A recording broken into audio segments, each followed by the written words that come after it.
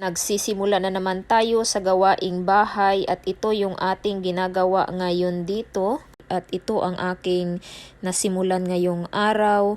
Naglilinis dito sa sahig ng kusina para malinis talaga. Tingnan, meron kasing mga dumi-dumi na gusto kong kunin at hindi kasi maganda tingnan. Kaya ayan, nag-brush tayo na may dishwashing liquid yung ating nilalagay sa tubig para mas maganda tingnan at madali makuha yung mga dumi. At ito yung ating pangalawang trabaho, naglalaba. Halos araw-araw talaga ako maglalaba dito, lalo na yung nag-transfer kami dito sa kabilang bahay. Napakaraming mga damit na dinala namin dito at yung iba dyan yung aking mga damit at bigayan ng katrabaho ng aking asawa. Sobrang dami talaga yung binigay niya sa akin na damit at sobrang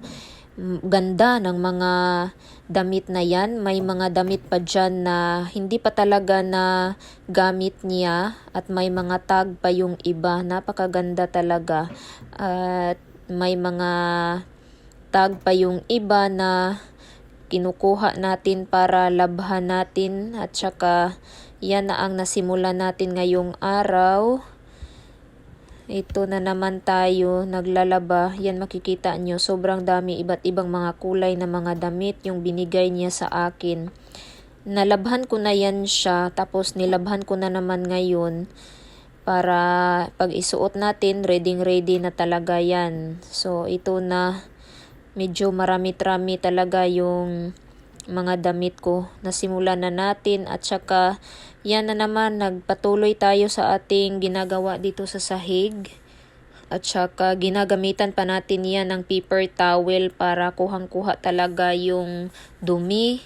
Tingnan nyo, mas maganda kasi na paper towel yung gamitin at hindi yung mop. Yung mop kasi medyo mabigat at nakaupo na tayo dyan sa sahig kasi medyo masakit sa likod pag hindi tayo uupo. So alam nyo na ganitong mga gawain dapat talaga makaupo ka talaga kasi masakit yan sa likod para maging madali at maganda yung ating trabaho.